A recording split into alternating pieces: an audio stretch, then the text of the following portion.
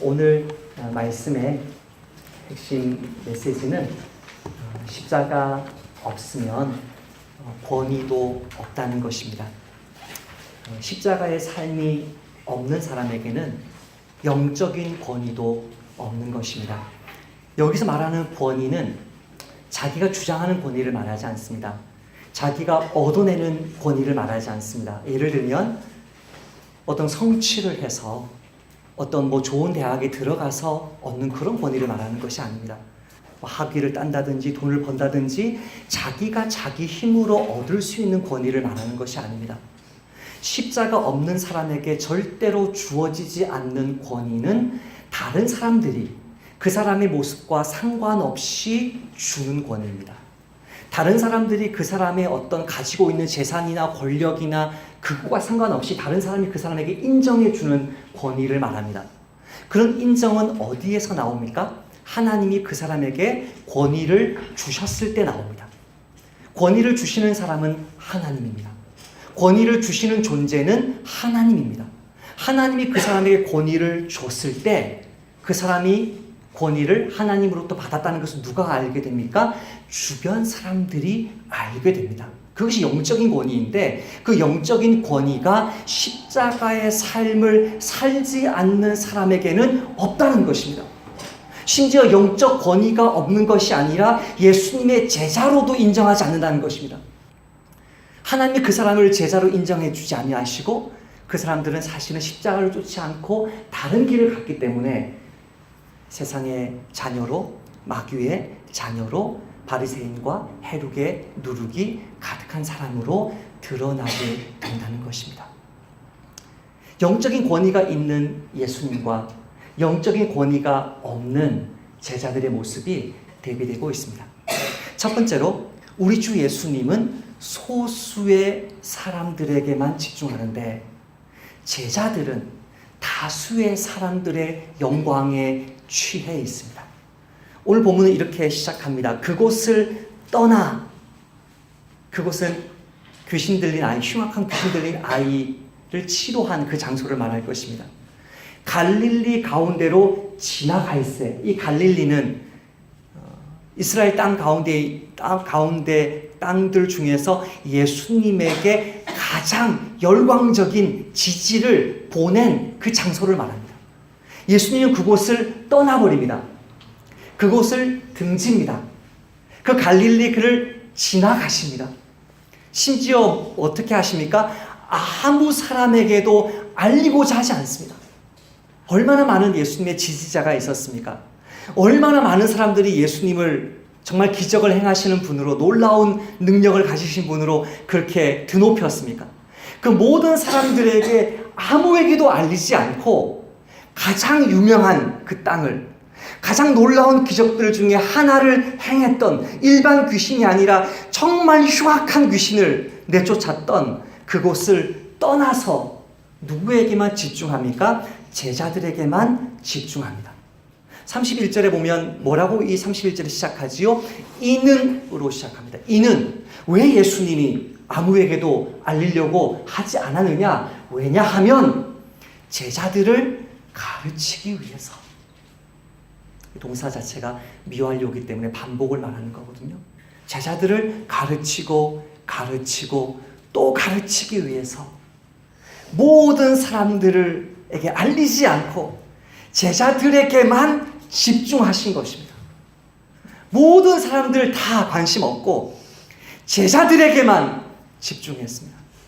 자기가 가는 길을 따라오게 될 그 제자들, 자기가 죽고 부활했을 때 예수님의 십자가와 부활의 복음을 전해야 될 그 제자들, 예수님이 승천하신 이후에 사도행전에서 보듯이 교회를 세워야 될 그 제자들에게 집중하기 위해서 모든 사람들을 다 외면해버립니다. 그 당시 갈릴리 사람들이 얼마나 많았겠습니까? 오병이어 사건을 보면 되지 않습니까? 수천 명, 수만 명, 수십만 명의 그 많은 군중들을 외면하고 몇 명에게 집중합니까? 12명의 제자들에게 집중합니다. 12명의 제자들에게 집중하기 위해서 모든 사람들을 외면해버립니다. 그러나 제자들은 지금 어떤 모습에 있습니까? 예수님이 능력의 말씀 한마디로 귀신을 내어 쫓으셨을 때 제자들은 의기양양했을 것입니다. 역시 우리 예수님 했을 것입니다. 예수님에 대해서 자기가 예수님의 제자라는 사실에 어깨에 힘이 들어갔을 것입니다. 그래서 어떻게 알 수 있냐면 이 사건 끝나고 나서 이 제자들이 하고 있는 것이 무엇이냐면 누가 크냐 하는 그 싸움이거든요. 우리 예수님에게 군중들이 환호하는 것을 보면서 예수님에게 박수치는 것을 보면서 그 예수님의 오른팔이 누구냐, 그 예수님의 왼팔이 누구냐, 거기에 관심이 집중되는 것입니다.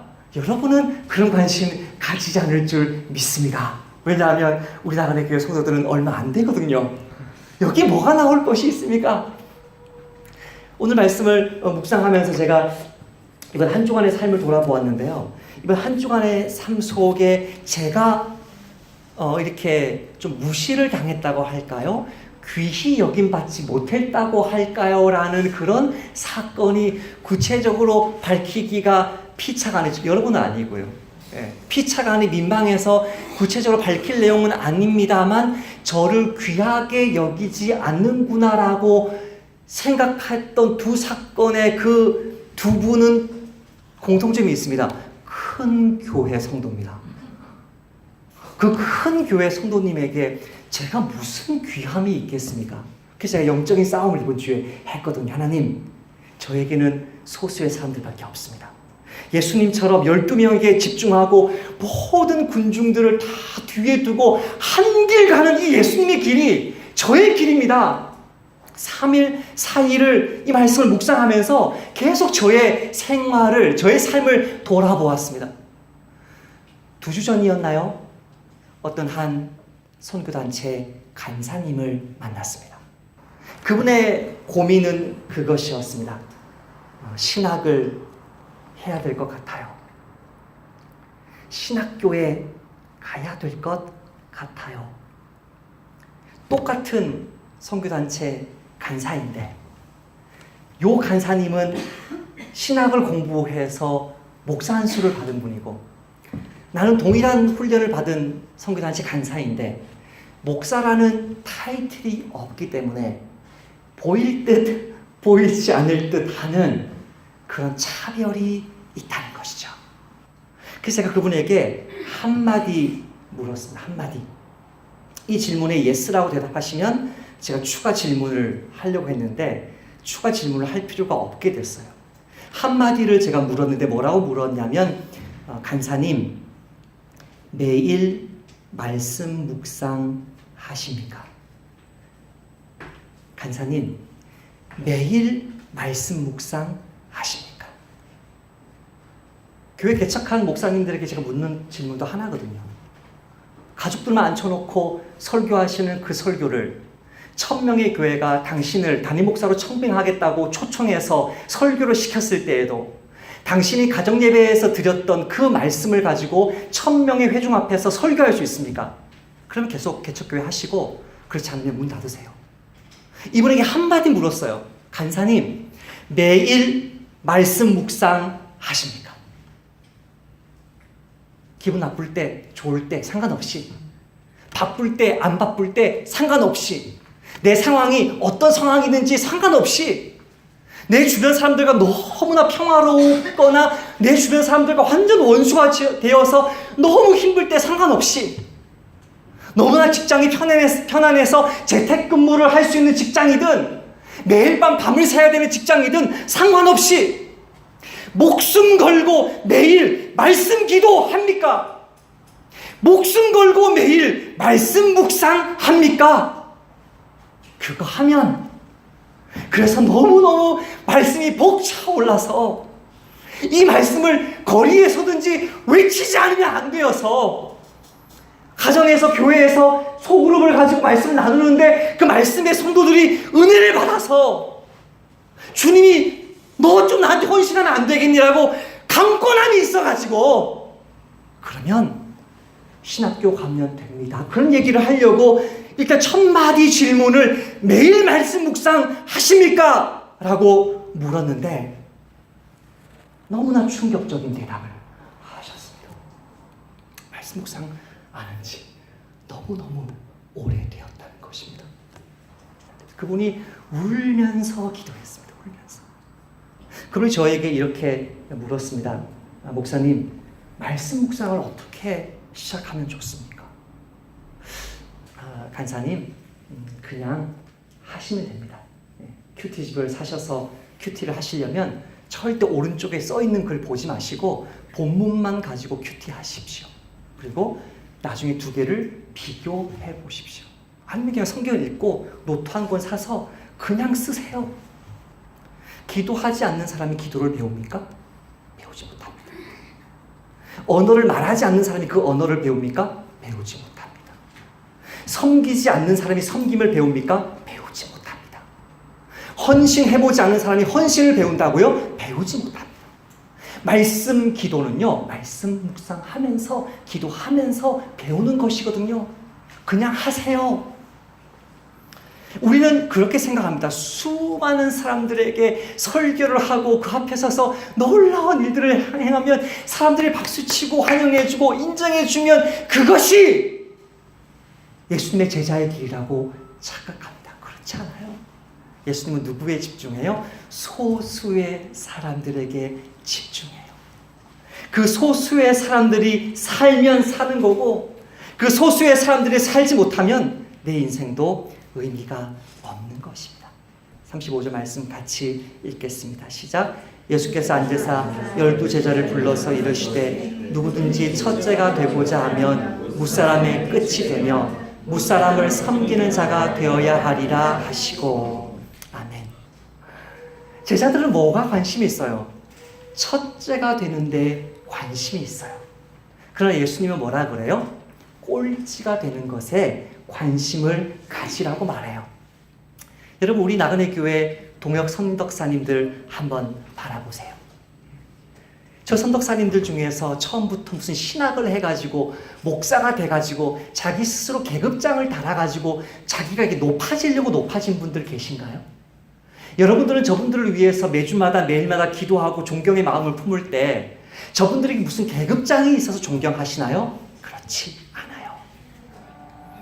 그렇지 않아요. 존경하는 것은 왜 존경하냐면 저 사람이 세상적으로 높기 때문에 존경하는 것이 아니라 저 사람이 한 영혼을 위해서 가장 천한 그 일을 하기 때문이거든요.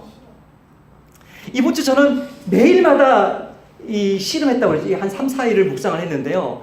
매일마다 씨름하면서 왜 나를 저렇게 대하지? 왜 저렇게 하지? 정말 사람이 완전 달라졌는데 왜 저러지라고 하면서 제가 그것에 신경을 많이 쓰는 걸 보면서 내가 똑같구나. 내가 누가 크냐라고 씨름하는 이 제자들과 똑같구나라고 생각하고 계속 저를 말씀으로 치는데요. 오늘 아침에 이제 예배당에 10시 도착해서 올라오면서 제가 이제 와서 이제 토너가 다 됐는데 제가 최대한 토너를 지금 아끼고 있거든요. 토너를 하나 사기 전에. 그러니까 이게 빨리 윙윙윙 나오던 이 주보가 굉장히 천천히 이제 나오니까 주보 몇 장 더 빨리 이제 뽑아놔야 되겠다 해서 빨리 이제 성금상으로 올라오다가 나그네 교회 X 배너를 딱 봤어요. 2층에서. 그 제가 이제 가끔 하고 뭐 준서시키기도 하고 이제 이렇게 하거든요. 마칠 때는 이제 공간부가 올려놓는데 속으로 준서가 하겠지 이렇게 하고 이제 올라온 거예요. 준서가 랄랄라 이렇게 올라온 거죠. 그때 제 마음에요. 전혀 화가 나거나 섭섭한 마음이 들지 않고 준서 양이 놔뒀니? 괜찮아 하고 제가 다시 내려놓고 오는데 너무너무 제 마음이 평안한 거예요. 지난 일주일의 며칠 속에서 저를 상대방이 일부러 막 낮추는 것에 마음 상했던 저의 모습과 이 말씀 가지고 일주일 내내 3, 4일을 씨름하면서 주님 제가 제자들과 동일합니다.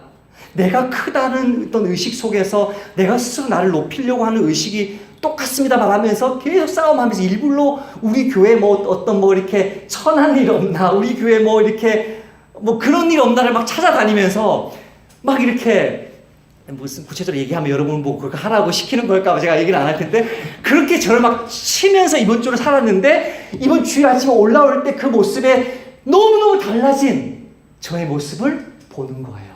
제가 높아지려고 했습니까? 아니요. 스스로 낮아지려고 했는데 제 마음은 너무 기쁜 거예요. 제 이 얼굴에 막 행복이 막 비치지 않습니까? 제자들은 누가 크냐라고 말하면서 자기가 커지려고 몸부림을 치는 거예요. 그럼 예수님은 뭐라 그래요? 가장 낮은 자가 가장 높은 자다. 예수님이 이렇게 요한복음 17장에서 말씀하십니다. 내가 그들을 위하여 비옵나니 내가 비옵는 것은 세상을 위함이 아니요 내게 주신 자들을 위함이니이다. 그들은 아버지의 것이로소이다. 나는 세상에 더 있지 아니하오나 그들은 세상에 입사없고 나는 아버지께 가옵나니 거룩하신 아버지여 내게 주신 아버지의 이름으로 그들을 보전하사 우리와 같이 그들도 하나가 되게 하옵소서. 내가 그들과 함께 있을 때에 내게 주신 아버지의 이름으로 그들을 보전하고 지켰나이다. 그 소수의 12명을 보전하고 지키기 위해서 아버지의 것인데 내게 잠시 맡겨주신 그들을 보존하고 지키기 위해서 그거에 집중했다는 거예요. 이번 주에 사실 우리 조지훈 형제의 생신이셨거든요. 근데 어떻게 하면 이렇게 사랑과 정의가 입맞추는 교회가 될까 고민하면서 이분은 지금 주내원도 아닌 거죠, 이제는. 혜주자매가 신앙생활 한다는 말은 제가 들었지만 이제 확인차 전화를 드렸어요. 또르륵 전화했어요. 그래서 목사님 잘 지내셨죠? 미안해요. 요즘에 못 가서 나 지금 교회 가라고 오라고 전화한 거 아니라고. 오늘 지훈 형님 생신이지 않냐고. 와 어떻게 하셨냐고. 지금 케이크 사놓고 막 부르려고 하고 있었다고.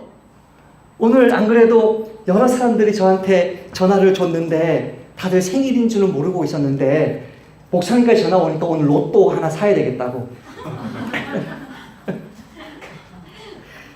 무슨 로또를 사요. 제가 지훈 형님한테 바라는 거 한 가지 있잖아요. 그런 거 하지 말고 과소비 같은 거 하지 말고 술 절대 드시지 마시고 그냥 땀 흘려서 일하는 거 그것만 바라는 거 아시잖아요. 목사님 이런 날에 로또 하나 사야 돼요. 사지 말고.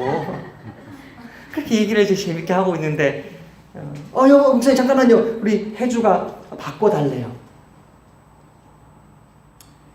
혜주 자매가 그렇게 얘기하는 거예요. 목사님 이제는 목사님 말 듣고 우리 집 옆에 있는 구산 장로교회에 3개월 전부터 등록해서 매주마다 교회 빠지지 않고 있고요. 구역 예배까지 이제 가서 매주마다 구역 예배 하고 있어요. 목사님 너무 감사해요. 지금 이제 목사님 제가 해주 없고 그 엘리베이터도 없는 4층 계단을 오를 자신이 없어서 못 가지만 제가 힘 나면 다시 그럴 필요 없다고. 왜 오냐고. 구산 장로교회 잘 다니라고. 어떻게 하면 이분을 스포일시키지 않고 이게 주는 게 받는 것보다 힘들거든요. 어떻게 하면 이분을 망치지 않고 도울까. 얼마나 노심초사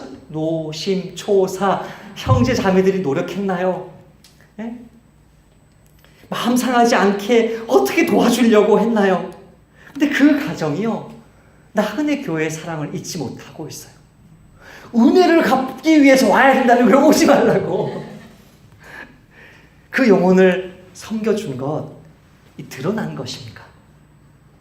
막 큰 교회에서 막 박수 쳐준 것입니까? 그거 아니거든요.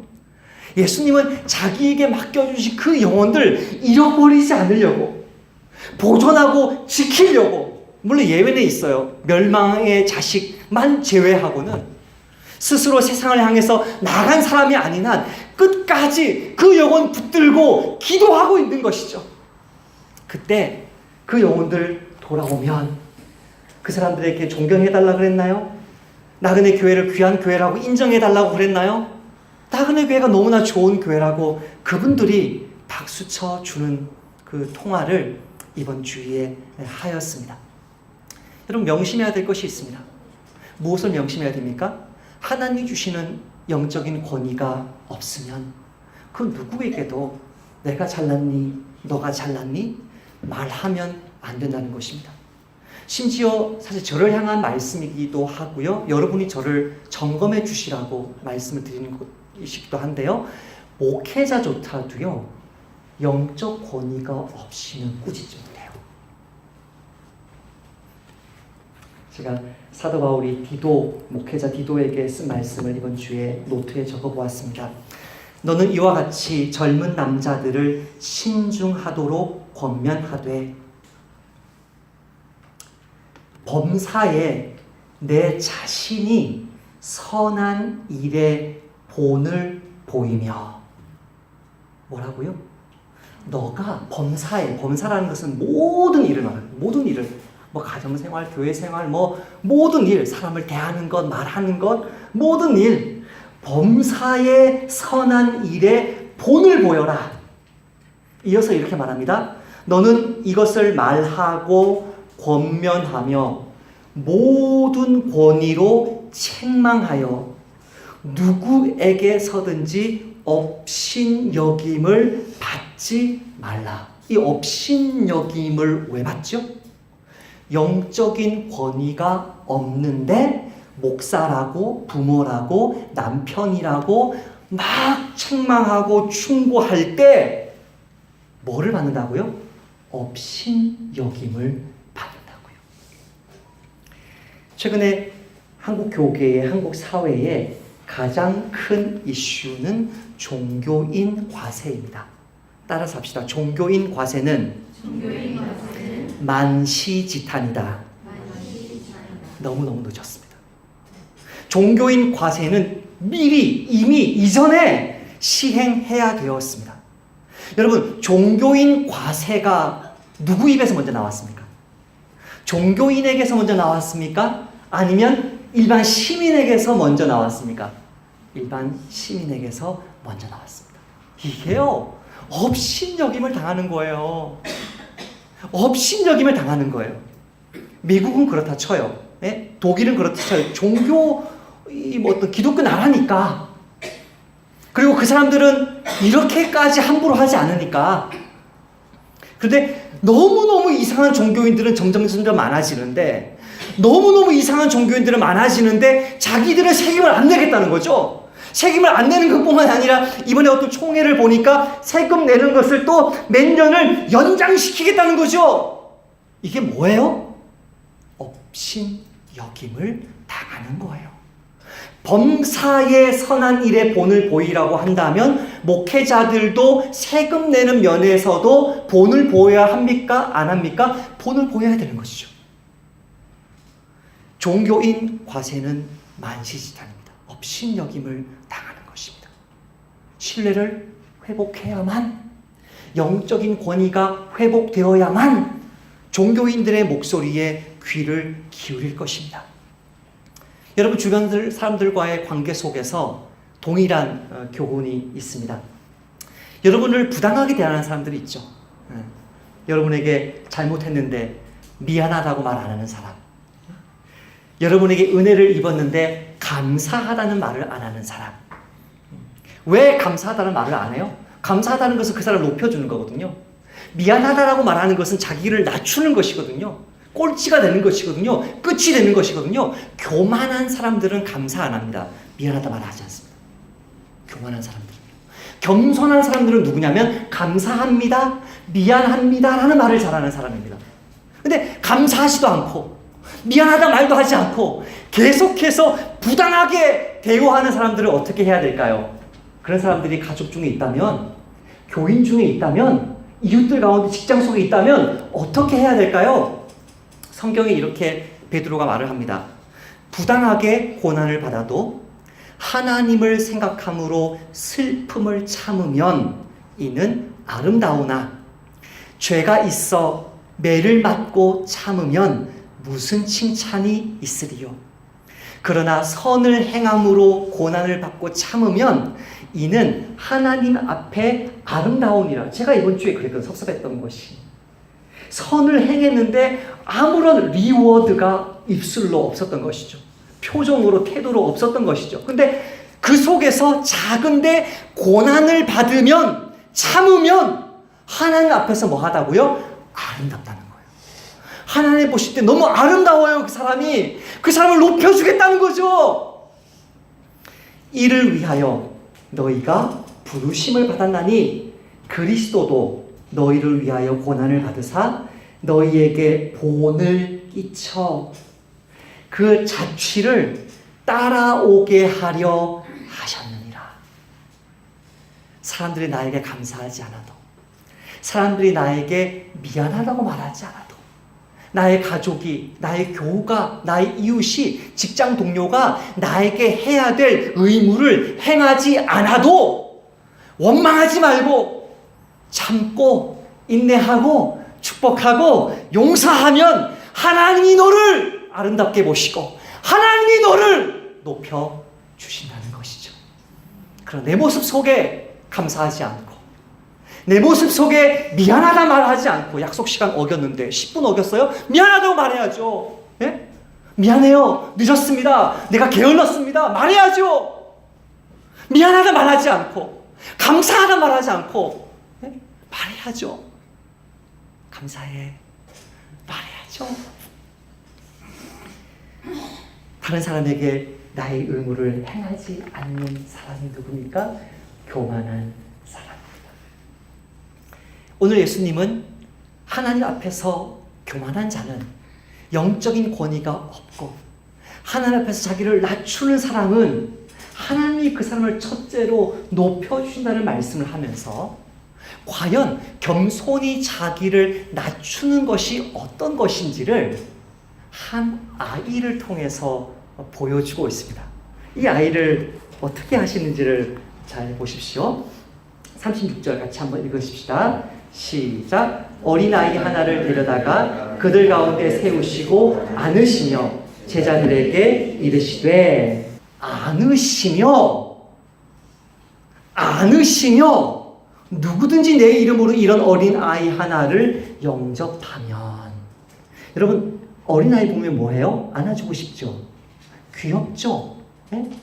아직 예서까지는 가능해요. 하온이 항상 귀엽고 가끔 귀엽고 아주 가끔 귀엽고 예인이 징그럽고 이제는, 그러니까 지금 이게요, 현대인의 정서. 이건 정말 현대인의 정서예요. 이렇게 정서가 바뀐 지는 100년 이 근대화 되고 나서 잘 살고 핵가족화되고 아이 수가 작아지면서 아이고 내 새끼 이렇게 귀하게, 이게 얼마 안 됐단 말이에요.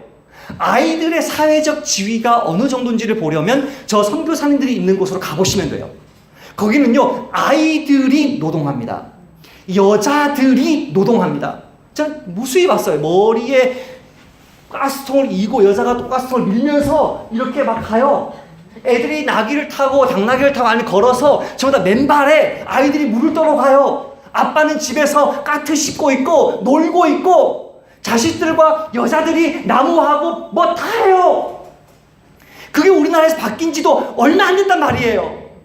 이 아이를 거들떠 본다는 것은 상상할 수 없어요. 지금 뭐 하고 왔는데요? 누가 크냐 싸움하다가 지금 집에 들어왔는데 아직도 씩씩거리면서 두고 보자 하고 있는 차에 예수님이 말 꺼낸 건데, 어린 아이가 그 앞에 지나간다고 걔를 보면서 나이 몇 살이니? 이름이 뭐니? 공부는 잘해? 그거는 현대인의 사고고요. 오늘 본문에서는 누구도 거들떠보지 않았단 말이에요. 왜 이 아이가 지나갔을까요? 뭐 차를 낸다든지 뭐 음식 가져온다든지 뭐 신부를 한다고 그냥 온 거예요.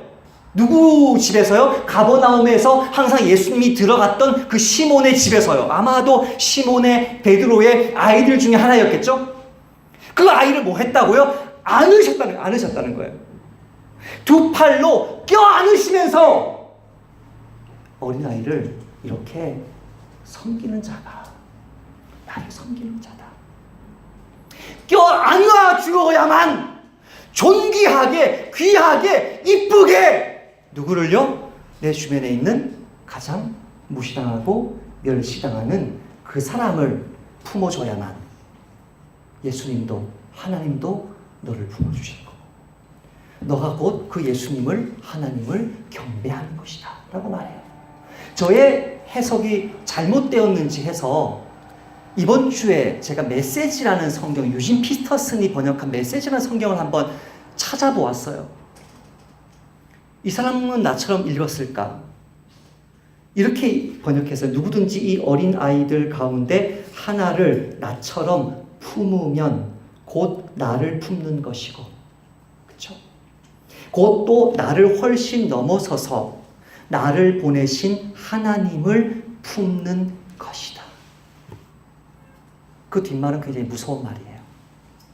이렇게 품어주지 않는 사람은 하나님도 예수님도 품지 않는 것. 우리가 뭐 예수님을 품고 하나님 품다는 말이 한국 문화에서 이상하니까 경배하지 않는 것이고, 누구든지 음란하고 죄 많은 세대에서 나와 내 말을 부끄러워하면 인자도 아버지의 영광으로 거룩한 천사들과 함께 올 때에 그 사람을 부끄러워한다고 말씀하셨기 때문에 내 부모가 늙었다고, 우리 자매들은 상관없겠지만 10년, 20년 지나보세요. 내 아내가 늙어 빠졌다고,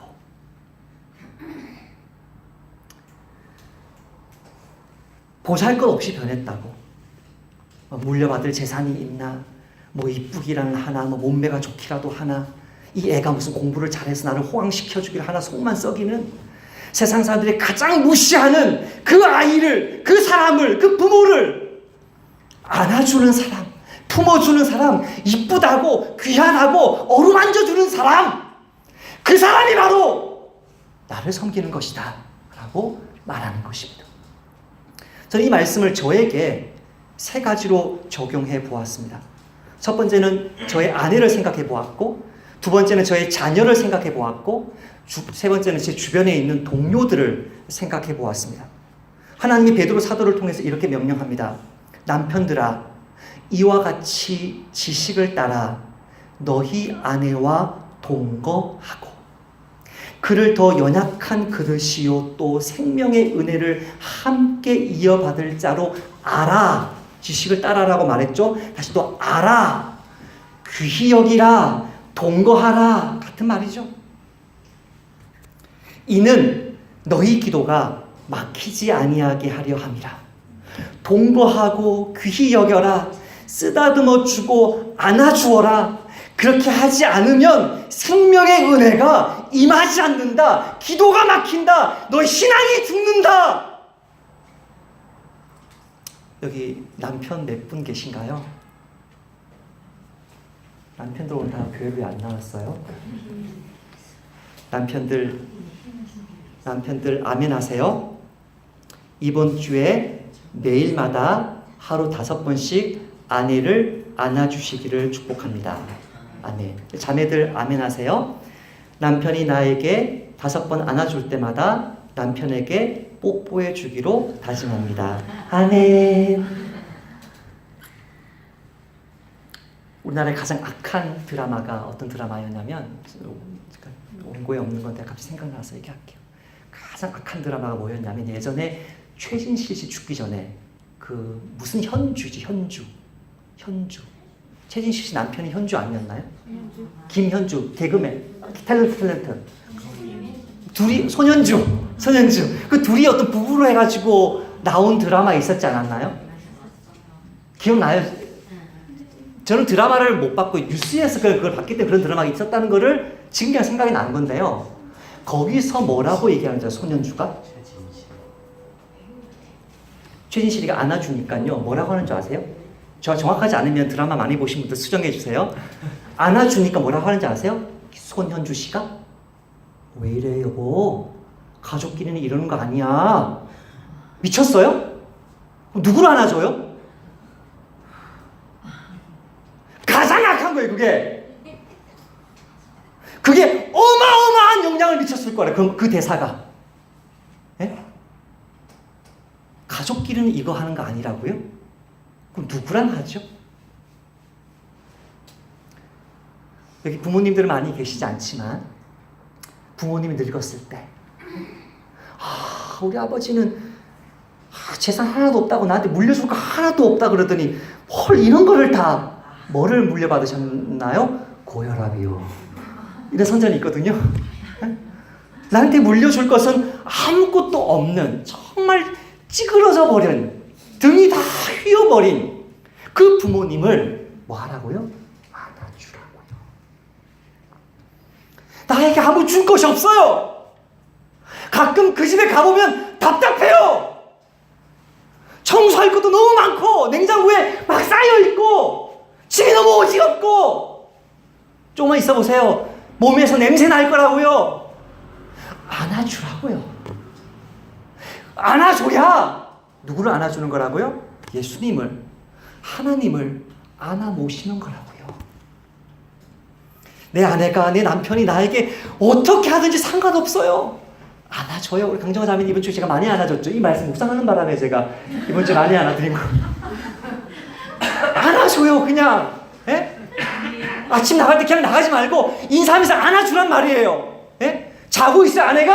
안아주고 일어나요. 예? 두 번째로요. 자녀들에 대해서 이렇게 말합니다. 역시나 이번에도 아버지에 대해서 말하는데요. 아버지가 가장 큰 권력을 쥐고 있기 때문이거든요. 아비들아, 너희 자녀를 노엽게 하지 말고. 이게 업신여긴다는 말과 똑같은 거거든요. 너희 자녀들을 노엽게 하지 말고 오직 주의 교훈과 훈계로 양육하라, 동거하라, 귀히 여겨라, 세워라 이 아이의 인생을. 같은 말이거든요. 노엽게 하는 것은 영적인 권위가 없는 상태에서 가르치고 꾸짖으면 아이가 업신여기는데 그 업신여김을 뭐라고 표현해요? 어떤 것으로 표현해요? 노여움으로 표현한다는 거예요. 애가 상처받는다는 거죠. 여기 보세요. 오직 뭐로? 주의 교훈과 훈계로 네 아이들을 양육하라. 자기가 먼저 하나님의 말씀에 목숨 걸고 순종하면요, 아이들이요 그걸 알아요. 우리 엄마 아빠가 얼마나 성실하고 진실하게 신앙생활 하는지요 우리 아이들이 알아요. 얘네들 모를 것 같죠? 이 세 명 예인이 모를 것 같죠? 다 알아요, 쟤들이요. 엄마 머리 꼭대기 위에 올라가 있어요. 우리 부모가 하나님 말씀에 살고 죽는지를 다 보고 있다고요. 나이도 어린 것이 말이야. 내가 낳은 자식이 말이야. 나한테 이럴 수가 있어? 라는 생각과 눈빛과 태도와 말들이 자녀들로 하여금 분노를 일으키게 만들어요. 예수님이 뭐라 그랬어요? 머리가 되고 싶냐? 으뜸이 되고 싶냐? 끝에 앉아라. 가장 하찮은 사람이 되라. 너가 모든 사람들의 종이 되라. 부모가 자녀에게 종이 되는 방법은 따라서 합시다. 자녀의 친구가 되어주는 것이다. 친구로 되어주는 것이지만 사실은 조금만 지나보세요. 자녀의 제자가 되어주는 것이 될걸요. 자녀의 학생이 되어주는 삶을 살게 될걸요. 조금만 있어 보세요. 자녀들이 여러분보다 똑똑해질걸요. 그 자녀의 친구가 되어주고 자녀의 말에 귀를 기울여주고 자녀의 스스로 종이 되는 거예요. 근데 이게 아이들을 스포일시킨다고 생각하세요? 그렇지 않아요. 아빠가 하나님 말씀에 목숨 걸고 순종하면서 막 섬기는데 얘가 아빠를 위해 올라가요? 간이 부은 거죠. 그거는 양심에 화인 맞은 거죠. 지금 뭐 오늘 설교도 잘 됐다 하오니 야 신난다 오늘 설교. 준석 그럼 죽는 거야. 네? 부모가요 영적인 권위가 있는데요 그것을 누르는 데 쓰지 않고 자기가 목숨 걸고 순종하는 모습을 보여주는 거예요. 자기 남편을 대하는 모습에서, 자기 아내를 대하는 모습에서, 직장 동료를 대하는 모습에서 목숨 건 순종을 보여주면 아, 저래야 사는 거구나. 자녀들이 보고 배운다는 거죠. 세 번째로 직장 동료를 향한, 교회 성도들을 향한 말씀입니다. 빌립보서 2장 3절 말씀 읽겠습니다. 아무 일에든지 다툼이나 허영으로 하지 말고 오직 겸손한 마음으로 각각 자기보다 남을 낮게 여기고. 왜 여러분 섭섭해요? 왜 내 마음에 상처를 받아요? 내가 그런 대우를 받을 만한 사람이 아니라고 생각하기 때문이에요. 제가 이번 주 그것 때문에 마음이 상했던 것이거든요. 근데 잘 보세요. 남을 나보다 뭐 하라고요? 낮게 여기라는 거예요. 저 사람이 나보다 나은 사람이기 때문에 하나님은 내가 저 사람을 섬기라고 하셨나 보다. 저 사람이 나보다 나은 사람이라고 하나님 여기셨기 때문에 저 사람은 해도 안 해도 되는 일을 나에게 시켰나 보다라고 생각하고 하나님의 능하신 손 아래에 겸손하면 하나님이 때가 되면 나를 높일 것입니다. 그때까지 묵묵하게 다른 사람 순종하나 순종하지 않나 감시하지 말고, 많은 사람들이 나를 존경하나 그거 신경 쓰지 말고, 나에게 맡겨주신 소수의 사람들에게 목숨 걸고 순종하고 충성하고 그들의 영혼을 위해서 받들어 섬기는 마음으로 살아갈 때 하나님 그 사람들에게 영적인 권위를 부어주시고, 하나님 그 사람에게 영적 권위를 부어주셨다는 사실을 어느 날 나의 자녀가, 배우자가, 나의 주변의 동료들이 보게 될 때 그 사람을 인정하여서 하나님이 기뻐하시는 생명의 역사들이 우리 가정에, 교회에 넘칠 줄 믿습니다. 하나님 감사합니다. 너무나 정확하게 이번 주 저의 삶을 아셔서 이 본문을 묵상하게 하신 줄 압니다. 또 우리 성도들의 삶의 형편들을 정확하게 아셨기 때문에 이 말씀을 듣게 하신 줄 압니다. 하나님 아버지, 우리에게 십자가의 길을 걸을 수 있는 믿음과 용기를 주십시오. 십자가의 삶, 섬기는 삶, 가장 낮아지는 삶, 내 자존심, 내 권리 포기하고 죽이는 십자가의 삶 안에서만 하나님이 나를 높여주시고, 내 자녀가, 나의 배우자가, 나의 교우들이, 세상 사람들이 나를 존경해주고 정말 저들이 다르구나, 예수님 믿는 사람들이 정말 다르구나, 목사들이 정말 탐욕적이지 않구나, 그들이 박수 쳐줄 것인데 너무나 먼 길을 돌아왔습니다. 주님, 우리들의 삶을 이제는 고쳐주십시오. 우리 가정의 남편과 아내와 자녀의 영적인 질서가 아름답게 서게 해주십시오.